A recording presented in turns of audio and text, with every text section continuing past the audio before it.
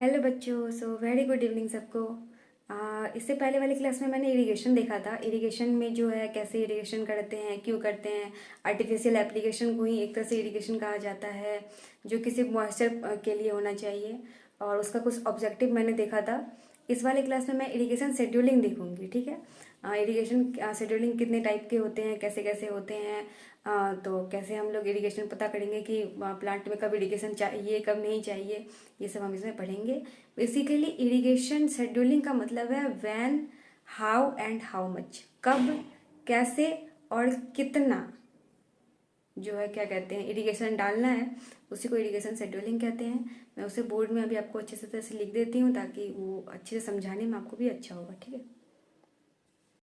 तो मैंने बोर्ड में अब लिख दिया है। मैंने पहला लिखा है कि सॉयल मॉइस्चर डेप्लीशन अप्रोच, ये पहला है।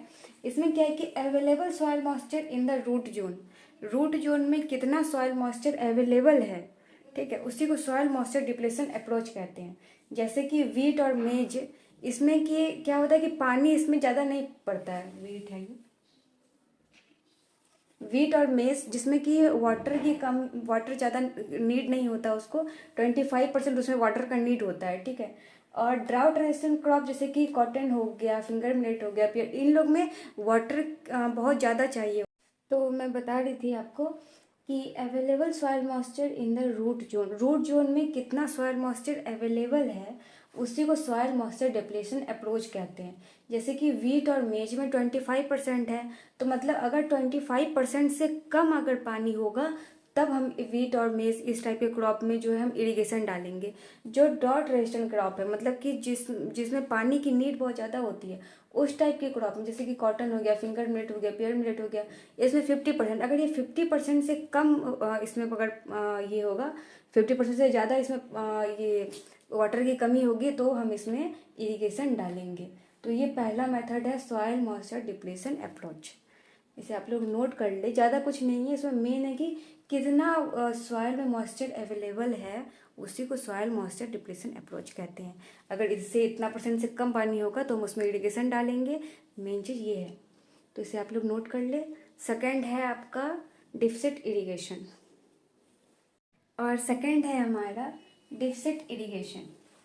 ये इरिगेशन बहुत सिंपल है, इसमें ज़्यादा कुछ है नहीं।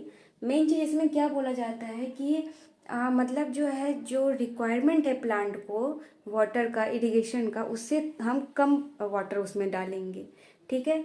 और दूसरा क्या है कि इसमें एक साइड जो है वाटर डालना है, दूसरे साइड छोड़ देना है। फिर सेकेंड टाइम जब हम इरिगेशन करेंगे तो वो सेकेंड साइड जो हम लोगों ने छोड़ा है वहाँ पर इरिगेशन डालेंगे और फर्स्ट साइड को छोड़ देंगे।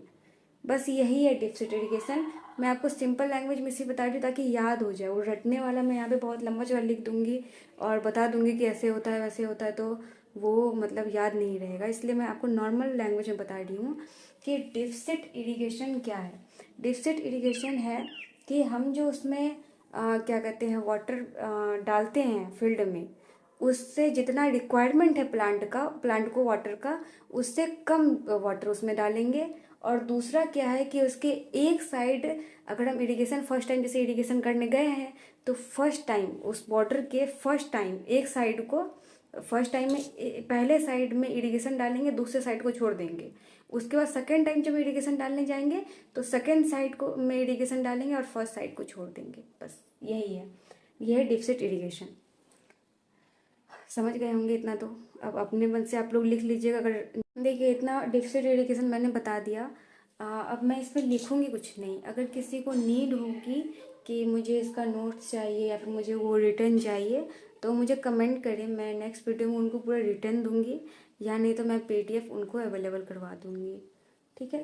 थर्ड है हमारा क्लाइमेटोलॉजिकल अप्रोच। ये हमारा थर्ड, जो कि दो टाइप के होते हैं। मैंने पहला लिखा है, दूसरा इसमें जगह नहीं था तो मैंने नहीं लिखा।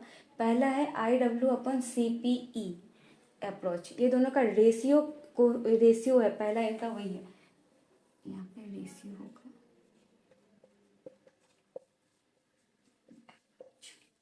ये है, तो IW का मतलब है कि इरिगेशन वाटर, और CPE का मतलब है क्यूमुलेटिव पेन इवेपोरेशन, ठीक है। तो इसमें मेन क्या है कि non amount of water is applied when the CP reach a pre determined level.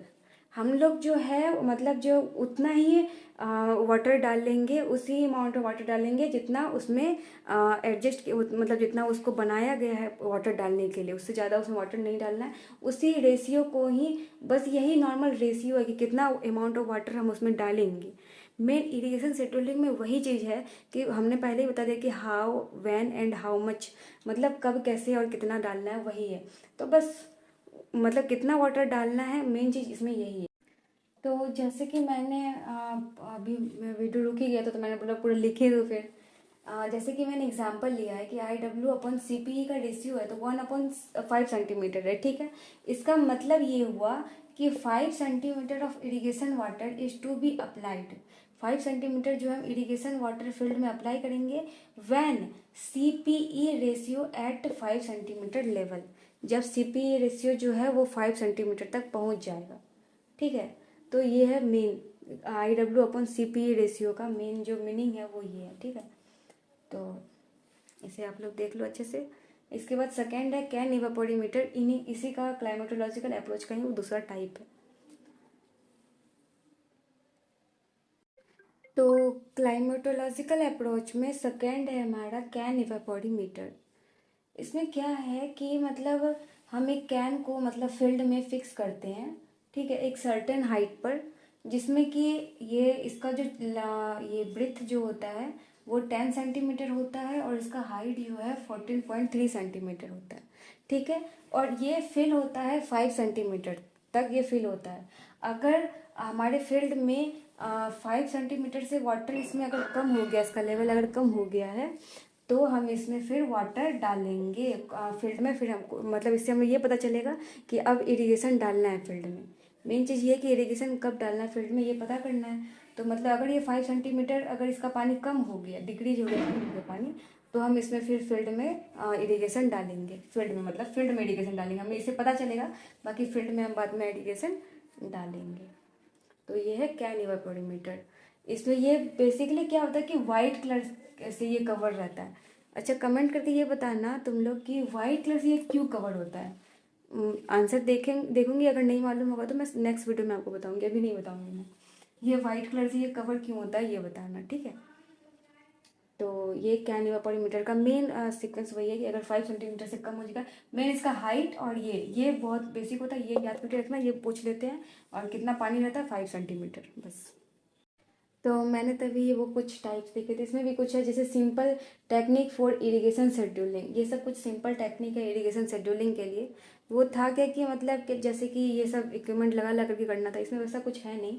Normal जैसे कि सॉयल कम सैंड, मतलब जैसे कि हम अपना जो फील्ड है, ठीक है, उसमें 1 मीटर क्यूब एरिया बीच में या फिर साइड में जहाँ भी लेना है, वैसे तो बीच में सैंड वाला बेसिकली बीच में लेना चाहिए, लेकिन साइड में भी ले सकते हैं, लेना है, जिसमें कि 5% जो है उसमें सैंड डाल देना है, ठीक है। सैंड डालने के बाद तब उसमें इरिगेशन करना है। तो वो जैसे उसमें पानी जो है डिप्लीट करेगा, मतलब पानी वहाँ से जो है नीचे लीच कर जाएगा, तो हमें पता चल जाएगा कि मतलब अब उसमें इरिगेशन डालना है या फिर नहीं डालना है। दूसरा sowing high seed rate, high seed rate, ठीक है। जैसे कि एक फील्ड है, उसे किसी किनारे में या फिर बीच में हम वहाँ पर जितना फील्ड है, फील्ड में जितना हम लोगों ने सीड लगाया है, किसी भी चीज़ का सीड लगाया है, उसका 4 गुना सीड हम वहाँ पर डालेंगे और तब इरिगेशन डालेंगे। और जब वहाँ पे जो जहाँ पे मतलब क्या कहते हैं क्राउड रहेगा, जहाँ पर बहुत सारे मतलब प्लांट एक ही जगह रहेंगे, तो वहाँ पर क्या है कि क्या मॉइस्चर जो है बहुत जल्दी लीच कर जाएगा, बहुत जल्दी वहाँ पे मतलब चला जाएगा, तो हमें पता चल जाएगा कि अब उसमें इरिगेशन डालना है या फिर नहीं डालना है। तीसरा फील एंड अप्रोच मेथड, हमारे इंडिया में ज़्यादातर यही यूज़ होता है, ये सब उतना यूज़ नहीं होता। कहाँ आपने देखा है कि सीड रेट मतलब यूज़ किया जाता है या फिर इतना यूज़ करता है, कहीं नहीं देखा होगा आपने। तो कहीं नहीं देखा होगा आपने कि मतलब जो है हाई सीड रेट लगा रहे हैं, ये मतलब सैंड कर रहे हैं, ऐसा कहीं नहीं देखा होगा। ज़्यादातर हमारे इंडिया में किसान लोग यही करते हैं, फील एंड अप्रोच मेथड। मतलब देख करके उनको इतना एक्सपीरियंस हो जाता है फील्ड में रहते रहते हमारे फार्मर्स को, कि उनको पता चल जाता है कि अब इसमें इरिगेशन डालना है कि नहीं डालना है, पत्ती हल्की सूखने लगी है, क्या होने लगा, वो मतलब इजीली वो जो है समझ जाते हैं कि अब इसमें डालना है इरिगेशन या नहीं डालना है, ठीक है। तो ये सबसे अच्छा है जो कि इंडिया में यूज़ होता है, feel and approach method.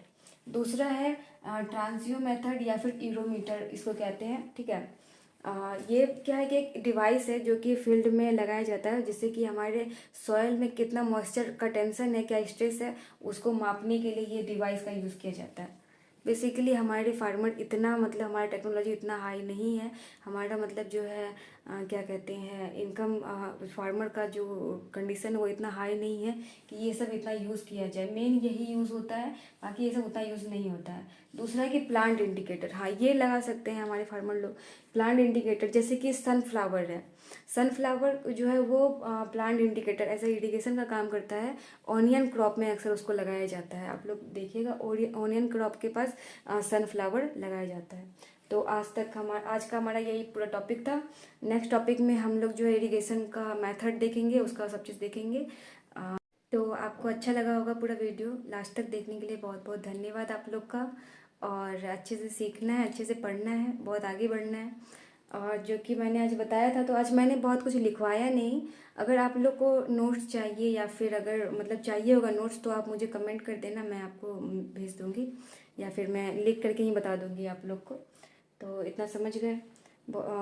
Thank you. और अगर कोई भी डाउट हो, कुछ भी हो, तो कमेंट करके पूछिएगा, ठीक है। नेक्स्ट वीडियो में हम लोग इरिगेशन का मेथड वगैरह देखेंगे। Thank you.